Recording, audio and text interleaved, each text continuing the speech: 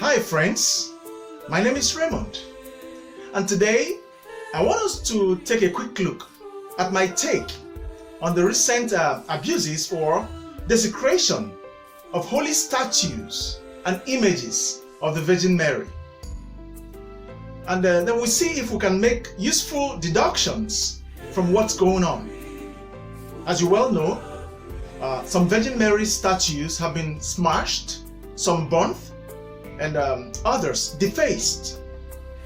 Now, take a quick look at the Gospel of Matthew, chapter 13, from verse 44 to 46, where Jesus gave the parable of the hidden treasure. Quote, "Again, the kingdom of heaven is like a treasure hidden in the field, which a man found and hid. In his joy, he goes and sells all that he has and buys the field." Close quote. Did you notice that the man did not sell all he had to buy the treasure? No. First of all, he was joyful and he sold all he had to buy the field that contains the treasure. So one of the ways to own a hidden treasure is to buy the field that contains it. And one of the ways to destroy a hidden treasure is to blow up or destroy the field that contains it. Either way, the treasure is the target. Jesus is the complete treasure of our souls. And St. Louis Maria de Montfort makes us to understand that there is no other created reality or being where Jesus exists and exerts his influence more than he does in the Blessed Virgin Mary. A simple proof is that the flesh that Jesus has was taken from the womb of Mary. So look at the closeness. So whether you take the argument to the issue of DNA or forensics or bio-spiritual relationship, the Virgin Mary contains the treasure called Jesus in a manner that I cannot fully describe or explain, and I humbly accept that I cannot. Jesus is the covenant, and Mary is the ark of the new covenant. So if you want to take complete possession of the covenant, then get the ark, possess the ark. On the opposite, if the enemy wants to separate you from the covenant, all he does is to steal the ark or destroy it or make you regard the ark as nothing. Simple technique. So when you hear that a statue of the Virgin Mary was burned or, desecrated, abused, you need to look no further, because you have to understand who is at work. Look beyond the physical. The evil one does not attack anything that is of little value in the Catholic Church. There must be a serious reason why the devil attacks the images of Mary and the Holy Rosary. So the more he attacks, is the more you should cling to Mother Mary and the Rosary. We need to wise up. Let me tell you, in John chapter 2, from verse 1 to 5, the luckiest thing that happened to the couple in the wedding at Cana in Galilee was the presence of the Virgin Mary at that wedding. Now, I'm not suggesting that the Virgin Mary was more important than Jesus at the wedding. No. However, when the wine finished, none of them would have persuaded Jesus better than his mother did. None of them.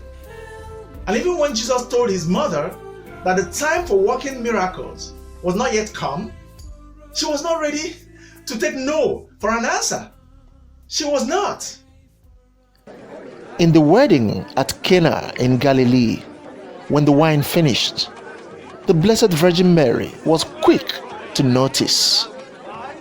And wherever she's concerned, our Lord Jesus is always involved.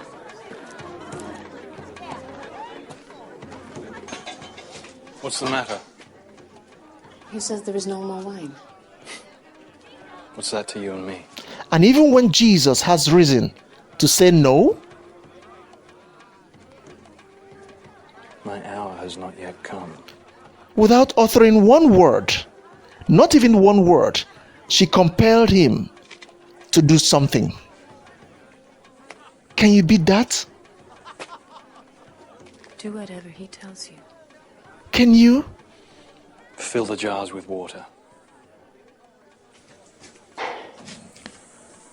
Two hearts of love, the united hearts of Jesus and Mary.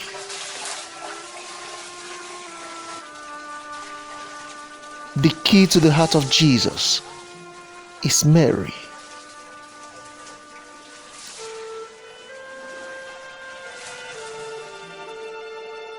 When the wine finishes, Draw some for the bride's father. in your own Cana in Galilee, just get the Blessed Virgin Mary involved and watch how she uses the power of her intercession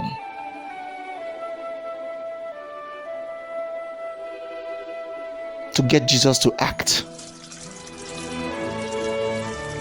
Can you beat that? Mother Mary. I'll take it to the chief steward.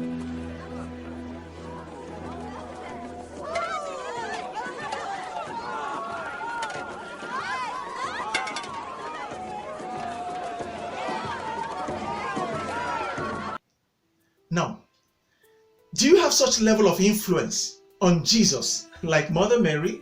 No, you don't. If Jesus would not grant Mary's request for any other reason, at least he would do so in order to simply obey his mother. And this remains the case till date.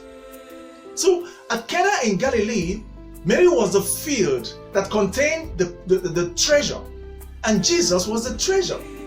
And because Mary was involved, Jesus acted even when he said clearly that it was not time for him to start working miracles. Now, there's one big mistake we make when we engage the Blessed Virgin Mary through the rosary. Very big mistake.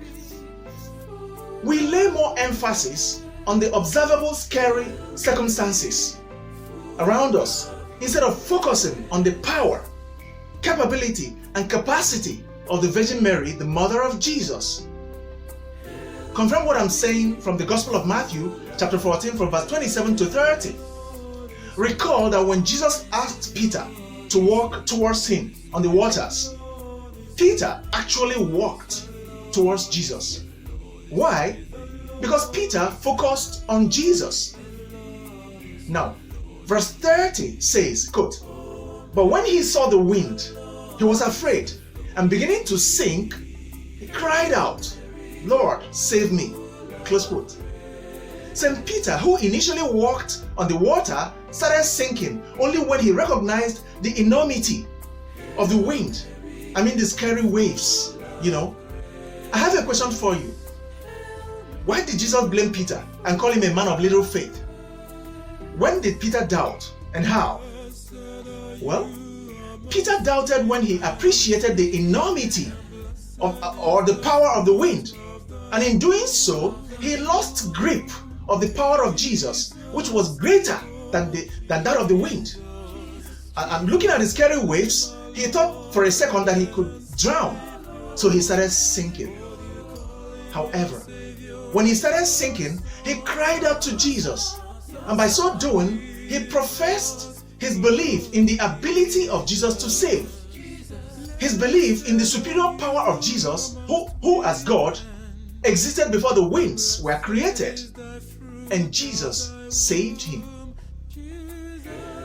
I said in my previous talk that practically speaking, faith is acting on what you believe.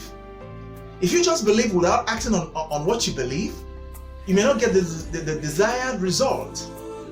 In Matthew chapter 9 from verse 20 to 22, the woman of the issue of blood believed that if she could touch the garment of Jesus, she would be cured. But I tell you, if she only believed without actually touching Christ's garment, she would have gotten no cure. That is plain truth. So faith is actually acting on what you believe. Peter believed that Jesus, who asked him to meet him on the water, could make him walk on the water. So he acted on his belief initially, and he actually walked on the water. The problem was that Peter could not hold on to his faith long enough. So if you believe and exercise your faith based on your belief, then hold on to it. Hold on to it. Resist the fear. In your country, is your country sinking into chaos and anarchy? And you're praying the rosary in numbers and things seem to be getting worse? Hang on. Don't drop your rosary. Don't. Hang on. Don't. Keep saying it.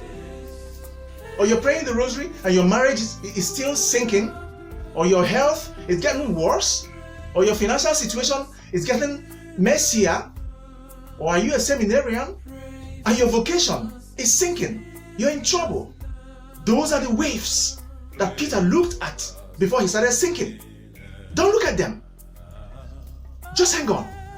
1 day, 1 week, 2 weeks, keep saying it. Yeah, 5 decades, 20 decades of the rosary. You can even add bread and water fast on Wednesdays and Fridays. Continue daily and you will be shocked at how the story will end. No. Don't drop the rosary. Keep saying it. Yeah. Keep saying it and you will see. You will see. After all, why did St. James say in James chapter 4 verse 7, quote, submit yourselves before God. Resist the devil and he will flee away from you. Close quote. In submitting yourselves before God, you pray harder. In resisting the devil, you patiently hold on to your prayers, because even the devil knows how to sustain his attacks.